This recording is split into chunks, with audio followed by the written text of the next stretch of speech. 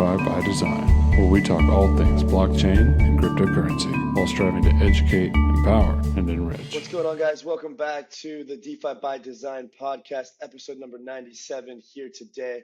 Happy Monday. It is May 15th, in the midst of a very important day actually for Ethereum, because today the governance proposal for Lido Finance is getting approved and passed, which is the final step of the upgrade, in my opinion, for Ethereum Shapella, which is going to allow Lido stakers to unstake and basically finalize the last inherent risk amongst many risks of staking with Lido, as well as just in Ethereum staking environment in general. So yeah, pretty big day for this proposal to go through.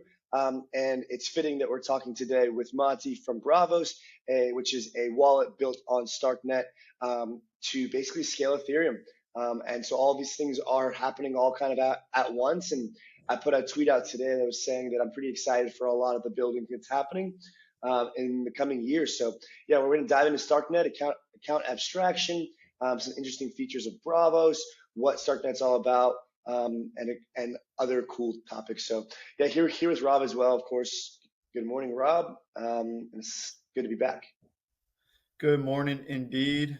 It is good to be back. We're gonna dive right into it. I want to hear all about how Braavos is approaching StarkNet.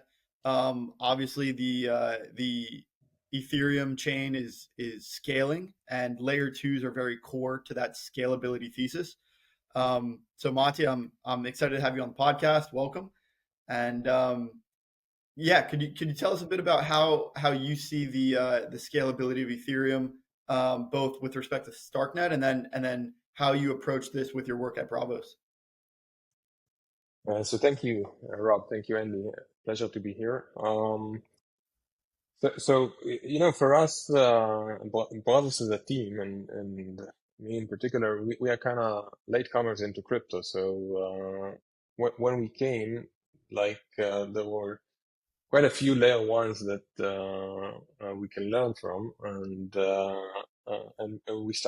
we decided to settle on Ethereum.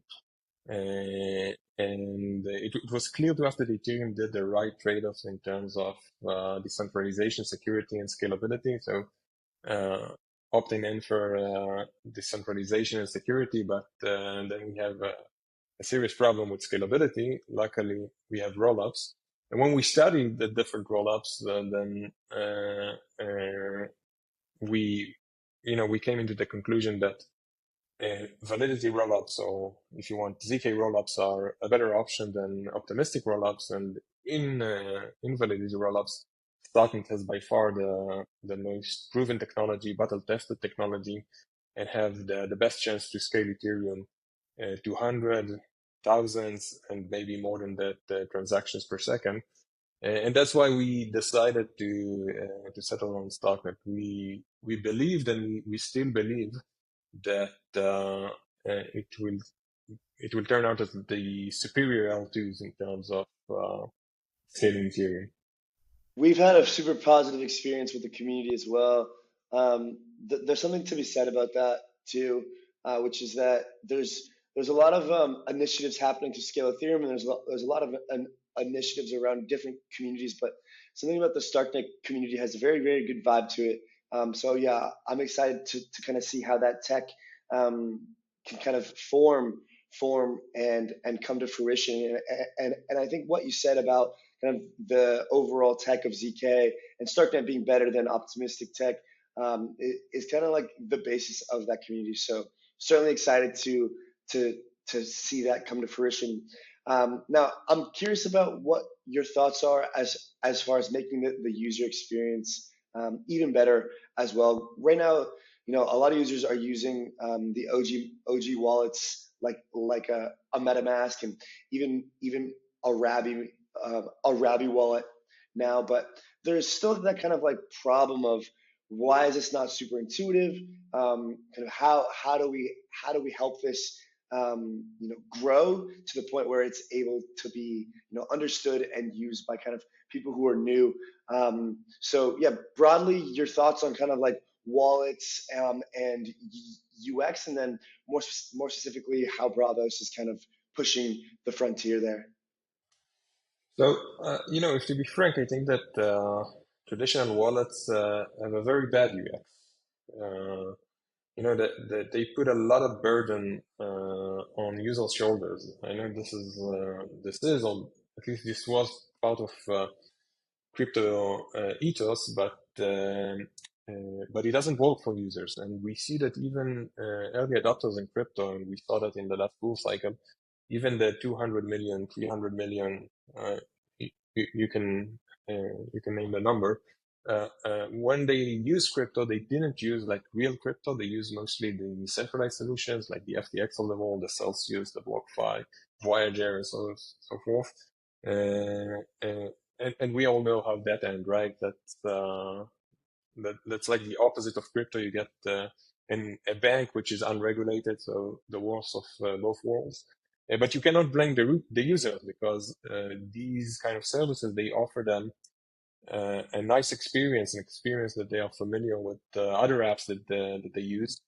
Whereas crypto with traditional wallets offered a very an experience with very high friction. You need to understand about keys, private keys, public keys, seed phrases, to make sure not to make any mistakes or all your money is gone, to keep everything safe. So, a lot of things that everyday users are not accustomed to, and even technical users. It's like a steep kind of endeavor that you need to embark on in order to do that right. We just see most people don't want that. And it's certainly from where I'm looking at things, that's certainly not the path to mass adoption. So for us at Braavos, that's the entire goal. The entire goal is to give a Web2-like experience with Web3 values, meaning give the experience that users are used to from the application that they are using today, like, I don't know, Uber and Wall, and Spotify, etc., but without compromising decentralization, without compromising self-custody. So enjoy the best of both worlds. And we chose to work on StarkNet because we can leverage StarkNet significant capabilities in order to achieve that. And StarkNet has two things which are prominent in this endeavor to reach a good UX for wallet. One is it has account abstraction built into the protocol, and we can dive into account abstraction a bit later. And as an Ethereum scaling solution, it has very low gas fee. So although it inherits Ethereum security and decentralization, it brings a fraction of the cost in terms of gas fee, and it makes computation very, very cheap. This basically means that we can do very large amounts of computation on chain in a very economic way. And if we would try to do that on the Ethereum base chain, it would be possible, maybe, but definitely not an economical. Like each transaction would cost, each even basic transaction would cost tens of dollars or hundreds of dollars, etc. And here on StarkNet, we are talking about sub $1, and hopefully it will be sub 10 cents going forward. And that's a key feature in improving UX. And if you like, we can give some tangible examples so users won't have to speculate on what is mean, what we can do with very low gas fees and account abstraction. Yeah, please do. I think that would be a really interesting to cover some examples. Okay, so maybe let's dive in a bit about the difference between traditional wallets like the MetaMask of the world and smart contract wallets like Braavos that harness the power of account abstraction. Basically, smart contract wallets and account abstraction, let's use that as a synonym, means that each of your transactions goes through an account smart contract. So if you look at traditional wallets like the MetaMask of the world, they are basically an application, which is what we call only client-side. It resides only on your computer or only on your phone. It helps you sign transactions and shows you your account status on the blockchain. but basically everything happens on the client side.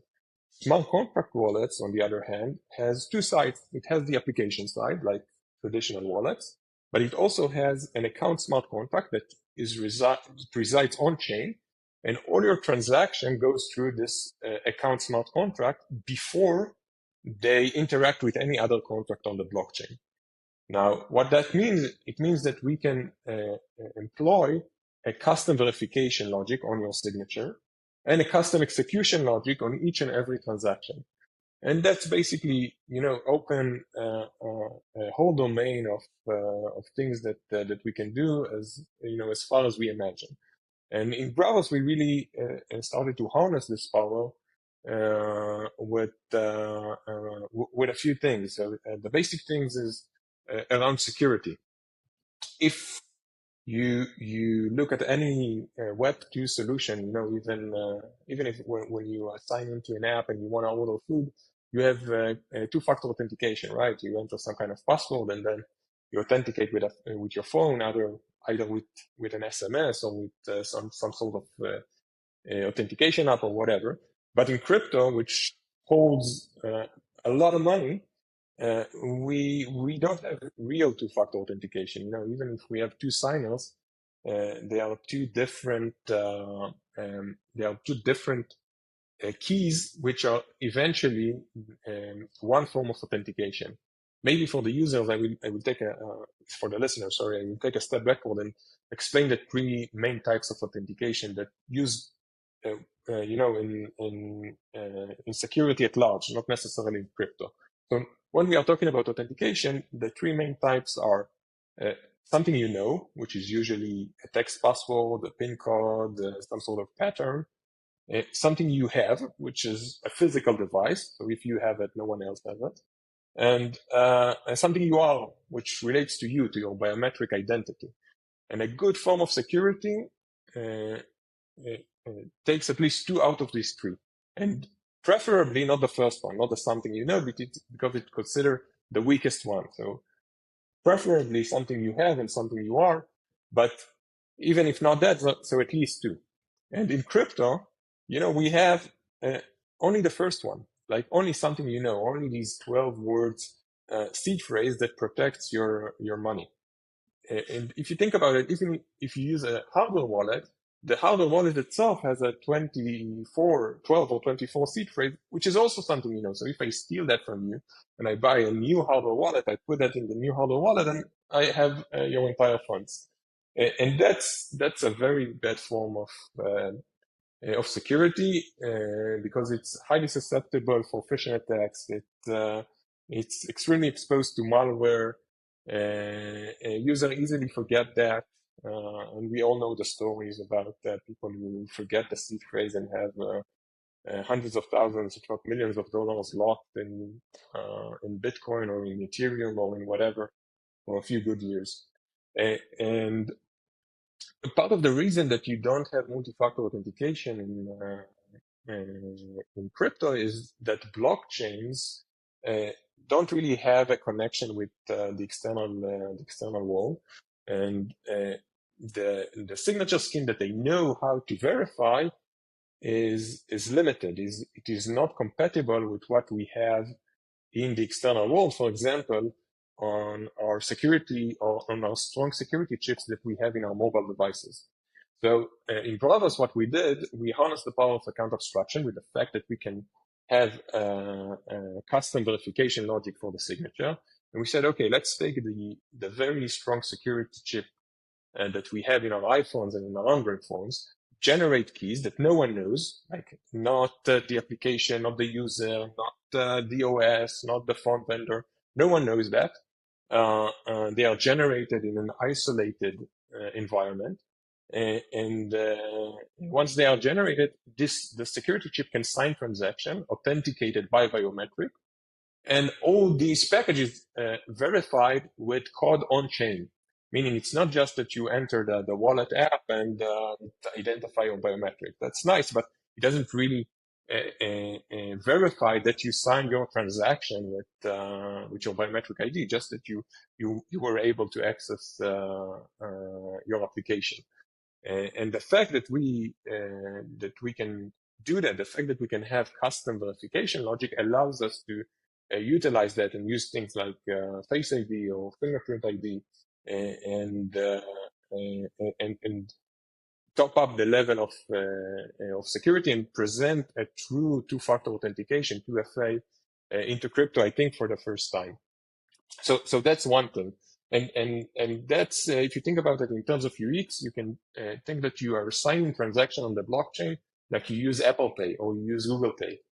It's as simple as that. So you decide to sign a transaction, you authenticate with your face, and once you authenticate it, then it's sent to the blockchain and gets verified. Now that means that if someone stole your seed phrase, no matter in what way, phishing attack, malware that you downloaded by mistake, whatever, they cannot steal your funds because they don't have your device and they don't have your biometrics. So that's we consider that as an order of magnitude better security than the traditional way of doing things.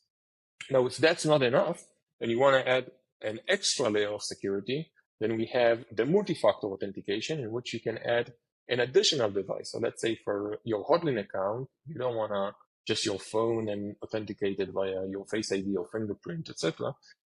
You want two signers from two different devices, authenticated by something you know, something you have, and something you are.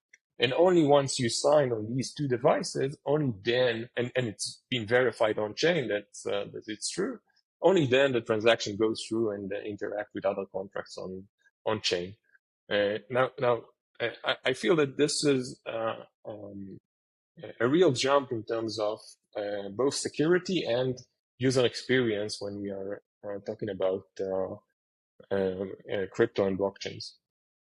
Yeah, that's that's the pyramid that Braavos is has been talking about and marketing, just kind of those three levels. The basic level, right, of kind of what a lot of people have, which is just kind of like a hot wallet. Then you can even move into like a cold wallet. Then you can move into like social verification, and as you said, kind of that level of security with the Face ID, and then you move even further into kind of like multi-sig capabilities integrated with other kind of biometrics and potentially even things like security questions, right? Like we have in on like a website, like what is your mom's dog's name or something like this, right? And then they think about it, that even security questions is something you know, and as we said, this is the weakest form of security. So we rather rely on something you have and something you are, which is much harder to steal, or much harder to guess, etc. So and think about it, even cold wallets. Eventually, this is something you know, because I can steal your seed and I can trick you to give me my seed, to give me your seed, etc. Now here I need to trick you to give me your device and your biometric, which is much harder. You need to be really aware of doing that. And if you add the multi-factor, then I need to trick you to give me two devices and your biometrics and your passwords, which makes it even harder. Are there any anonymous users or privacy-centric users who are concerned about the link between their mobile device and the interconnectedness of all the permissions that they grant to different applications on their mobile device? Are they potentially concerned about the link of the other applications on their phone to their wallet on the blockchain? No, so there is no link. I think that's the beauty of that. So the data doesn't go up to any server. Meaning, let's say that you use Apple or you use Android, no matter which, and all those servers go down tomorrow morning. It doesn't rely on any server. Your private keys never leaves your device. More than that, the authentication, the biometric authentication, is done directly from the camera or from the fingerprint sensor to the security chip. So there is no application, no operating system that's in the middle. So your data never leaves the device. And as I said earlier, no one knows that. So even if you want to give it to someone, you can, because you don't know that. If the OS or the vendor wants to give it to someone, they can't give that either. And if your cloud account is being hacked, then it's not there. So, it's being hacked. It's not pleasant, but at least they didn't take your keys. So the only thing is to really steal your phone and to steal your biometric. I think it's a really important point to drive home, because the potential concern that I've heard from a lot of users is this dystopian CBDC social credit surveillance type of system when we start to bring personal identifying information like biometric data onto the blockchain. A lot of the value in blockchain and decentralized applications is the censorship resistance. And if certain biometric data is brought on chain and there is a censorship party that is able to prevent like if you have a certain hair color or if you have a certain eye color or something like that, and prevent you from making transactions in your wallet, I think that creates a very dangerous scenario. But you're saying that's not the case with Braavos. Exactly. Okay. Exactly. So, because we work very hard to make sure that it won't be the case. Like syncing your private keys to the iCloud or to Google Cloud would be the easiest solution. Also, when we build a feature, we need to think about not only a feature as like a proof of concept or a demo. We need to think how it will continue living when you upgrade your phone to a new device, when you lose your phone, when your phone breaks, etc. So we took, to great length in order to make sure that all the edge cases are working, and they are working without any centralized factor, meaning there is no one can censor you. That's a key part of the element. And another thing, it's important to know that your biometric is not being registered on chain. Your biometric is only used in order to allow the security chip to sign the transaction. Okay, so that's and the keys are bounded to this security chip, meaning they cannot leave the security chip. This is why this is something you have. If you don't have that, you cannot sign. No one can sign. You cannot tell anyone your private keys and they can sign for you, because, as I said earlier, no one knows that. It's embedded within the chip. Got it.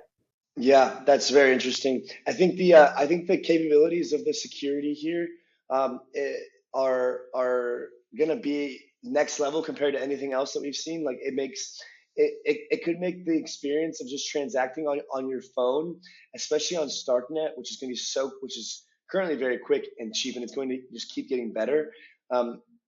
It'll likely make the experience far, far better than what users are currently doing, which, like, for me personally, is like firing up my computer using a ledger and having to physically do all this transactions and click, click, click, and all this stuff. And again, the security measure there is what I know, or basically what I know to be true, that is, written down somewhere, right?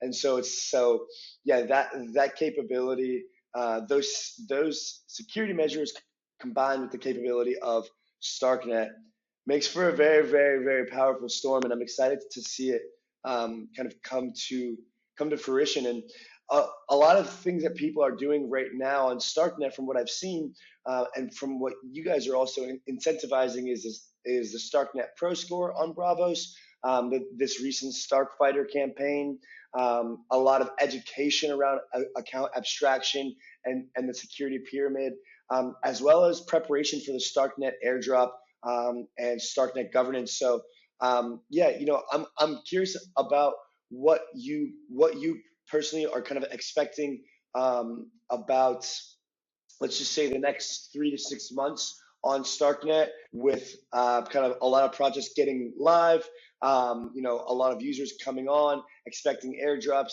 trying to build out their pro score. Kind of what is your short to medium term kind of view and expectations? And then I think once we kind of get a good idea of that, we'll be able to hit some questions and some thoughts for sure. So, I think that currently StarkNet is in a transition.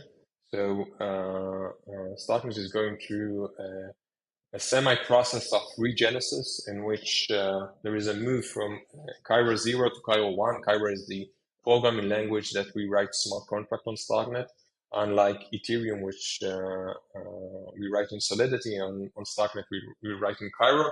And now, in order for the network to mature, we need to move to the next level of the Cairo programming language, and this will take place in the upcoming months or two. And another thing that is very exciting that will take place in I believe a month or two or even less than that is let's call that StarkNet speed up. I think that we will see a tremendous increase in transaction per second, and really the first sign of true scalability of Ethereum, which is meaningful, like much more meaningful than anything else that we saw in the industry. And that's right around the corner, and that's very exciting, both for us, as a team who's been developing on the chain for quite a long time. It's exciting from I think two different aspects. One, higher TPS means that we will get even lower transaction fees, and lower transaction fees means that we can have even greater computation on chain and improve the user experience even more. Now, previously we touched about the security aspect that we employ in account abstraction, but account abstraction allows us to do many more things like to have a built-in paymaster, meaning you can pay for a transaction gas fee in any token that you have in your wallet. You don't have to have ETH. So I think that we all know this scenario in which you want to do something with coins that you have in your wallet, but you don't have enough ETH to pay for the gas fee. And that's really annoying, because now you need to top up the wallet with ETH from somewhere, but you don't really need the ETH for the transaction, just to pay for the gas fee. So with a built-in paymaster, you won't have to do that. Introducing things like daily withdrawal limit, like we have in TradFi, right? When you use your ATM card and you want to withdraw from the ATM, you have a limit to how much you can withdraw. And usually that's a good thing, because you don't want, if someone stole your card, to be able to empty the entire bank account. So with account abstraction, we can have a daily withdrawal limit. And if you surpass that limit, then maybe you need 2-factor authentication or 3-factor authentication, or you need to wait 24 hours, etc., etc. So as I said earlier, we can program anything to the execution logic of a transaction. We can also address the fact of, I call it the hit by a bus scenario. What's happening? What will happen if I go in the street tomorrow and I will get hit by a bus? What will happen with all my crypto? So this is kind of a wheel that I can embed into the account. So as you can see, like the possibilities are endless, and you can program everything into that. And since, as we said, StarkNet is getting mature and starting to move out of alpha, having very high TPS and low transaction fees, we will be able to introduce more and more capabilities into the wallet. Now, you touched upon StarkNet journey, and I think this is an interesting part. From our community, which is like a growing community, I think close to 100,000 people and growing. Many newcomers that comes to StarkNet, they are coming. They heard about StarkNet somehow, but then they say, okay, we heard about StarkNet, we know about Braavos, we installed the wallet, now what to do? They want to test the network and they don't know what to do. And for that, we create the StarkNet journey, the dApp gallery that shows all the dApps, both on testnet and mainnet, with the right links and the right functionality, and guides you through the journey of getting to know StarkNet. And once we had that, we also created the StarkNet Pro Score that gives you the level of your proficiency within the StarkNet ecosystem. And I think that the feedback of the community, and especially new users that embark on StarkNet, to this is extremely positive. And we are very excited about that. So if we have here listeners or viewers that still have not embarked on StarkNet and they want to try that, then simply download Braavos, go to the dApp gallery and follow the StarkNet journey and guidelines and improve your StarkNet core score.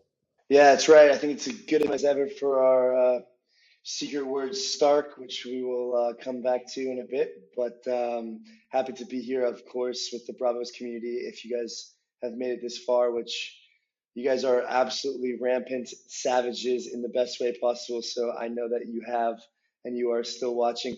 And yeah, you made plenty of good points. From the first user experience perspective, using Arbitrum and Optimism is like lightning fast. And then when I've been using StarkNet, mainnet, it's quite a bit slower, and you can notice it that it's not as fast. So I'm definitely excited for that, for that upgrade for Braavos as well as for myself, all users. Excited for that. Yeah, I mean, I think a lot of users are following the Pro Score campaign, kind of listening to what you guys are promoting in an effort to kind of be on that airdrop list. I think a lot of people are excited about that. But also, I think a lot of you are excited just naturally and organically about StarkNet. So, yeah, I mean, Rob and I have been doing our Stark Fighter, our Pro Scores on Braavos. We've got our StarkNet IDs, have got LP positions in Jedi Swap, 10K Swap, getting ready to use ZKX, have bought some NFTs, have made some NFTs on Brick. I've got like a StarkNet zombie or punk or something. So yeah, definitely been messing around quite a bit, and I'm very excited. Yeah, it's good, and I think you touched a lot about account abstraction, and it's a very important concept, and I think just again differentiating the idea of a smart contract wallet, which is more like a hybrid smartphone versus like a MetaMask, which is more just like a physical wallet that holds cards and bills. I know it's hard to kind of compare the two, but the functionality is just is far better, and I can't really foresee a world. I think you touched right on the point, Andy. I think you touched right on the point, and your example is excellent. Like smart contract wallets are like smartphones, and traditional wallets are like feature phones. You know, like the old Nokia phones that we used to use. So both devices can make calls, but in smartphones you can do much more than calls. So the analogy is that, okay, so both wallets can sign transactions, but with smart contract wallet you can do much more than that, similarly to what you can do with your smartphone compared to feature phone. And if I were to guess, I think that in 5 years' time, all wallets will be smart wallets, meaning we won't have any more feature like traditional wallets that all they can do is generate key and sign transaction. Yeah, I'm thinking the same thing. I don't understand how any wallet can compete with a wallet which has account abstraction natively integrated into it if said wallet does not. So yeah, I'm definitely excited about that. Now, what are your thoughts broadly on StarkNet governance? Recently, Rob and I have put up a proposal to be a StarkNet delegate, and I'm curious what your thoughts are about how the StarkNet governance has been going so far, some of the recent proposals, and how you guys are going to kind of participate. So we have very high respect to the StarkNet team. I think that they are extremely smart and well-rounded people, and they put in a lot of thought on how to build a foundation and how to decentralize the protocol. And I think it's really exciting to start seeing that in the past few months come into play. So you know that they announced that the token will be minted, and it was already minted. And then they announced the structure of the foundation, and now the foundation really, is coming to life. There is a chairman for the foundation. There are people who start working and pushing the community and the network forward, and this is significant steps in the road to full decentralization, and that's great. And I think that also the balance that the StarkNet team created within StarkNet and the foundation, giving a voice to the builders on the platform, giving a voice to the community delegates, giving a voice to the early supporters and backers that help StarkNet build the platform, it's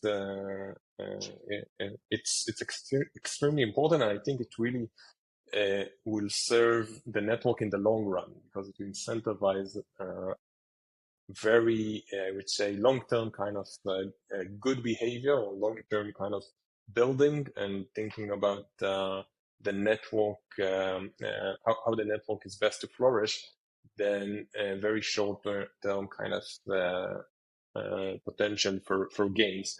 And so we see that happening really in these days and weeks. And I don't think that there is a finite date for that when the foundation will take full control over the network, but we are getting closer. And maybe you ask also, how do we participate? So part of the foundation is the Builder Council, and Braavos is a prominent member in the Builders Council. We are a wallet. And by the way, we also have a DEX that we have developed on StarkNet. That we are fully focused on StarkNet. We truly believe on the future of the network and the ability to scale Ethereum. And even when we got requests from the Ethereum foundations, from the team that is working on account abstraction to come and bring Braavos to EVM chains, at least for now, we are currently very focused on StarkNet, because we believe it will provide us the best tools that we can to scale and to give the best experience for our users. So we try to help, and we try to influence within the Builder Council, and within the network that we have, the people network that we have within the community. I think it's an advantage that we've started building on StarkNet kind of from the start. We didn't start with Braavos. We wanted to test first, like how good StarkNet is and what you can do on StarkNet, and how frightening is this new programming language, the Cairo programming language that I mentioned, as opposed to Solidity. And so we started with something smaller, with a DEX, which very quickly became very popular. And from that point, we said, okay, there is solid technology, there is a good thing, there is a lot of things to work with, and we went all in. Wonderful. There certainly is lots to be excited about on StarkNet. It's partly the value that is unlocked because of the Cairo programming language that allows for account abstraction, and then thus greater scalability, which kind of brings about all of these applications that are beyond the traditional financial primitives we've seen primarily on EVM chains. And as Andy mentioned, we're going to be governance delegates for StarkNet, so we're really interested in hearing, both from the token holder perspective as well as from the project perspective, what StarkNet could do to facilitate a healthy ecosystem. They've obviously done a great job so far. A lot of it is treasury management of StarkNet. A lot of it is as well kind of cultivating successful partnerships in the space. So I'm curious, what do you have any requests? If you were as part of the StarkNet Foundation, what would you pioneer? What kind of initiatives would you lead? Well, we are part of it, but I think that, as I said earlier, we build here for the long term. We are here to scale Ethereum, to scale crypto, and to onboard the masters onto crypto. And if we will circle back to the beginning of our discussion, then we want to bring the Web 2 kind of experience without compromising on Web 3 values, without compromising on decentralization and self-custody. And I think for that, you really need to think for the long term. You need to think about technology. You need to see how you improve and get TPS to hundreds, and then thousands, and then even beyond. And I think you need to incentivize building new things, cool things, not only things that have been built on Ethereum and simply replicate them on the network like we see on other networks, but really new things that cheap computation enables, and that's I think where we as a community that cares about the network should push for. Yeah, totally agreed. And how are you guys currently doing that within the Braavos ecosystem? You mentioned like there's there's this journey, and you guys are certainly cultivating a community. Is there a token that is a part of that journey? And then if so, how do you intend to use such a token to incentivize members of the Braavos community to build new things and kind of grow the ecosystem? Oh man, the $1 billion question. Yeah, well, hopefully more, but you probably know it's a further question, but we cannot really comment about the token.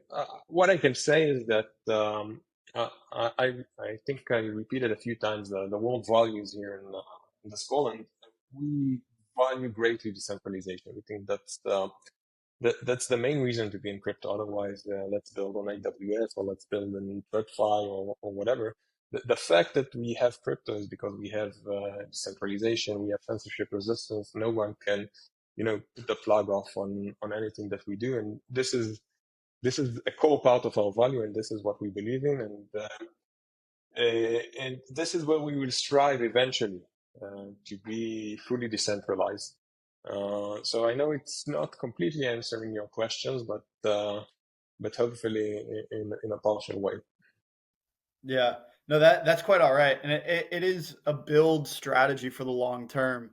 In your answer, you basically said like the token isn't necessary to incentivize builders to build cool things here.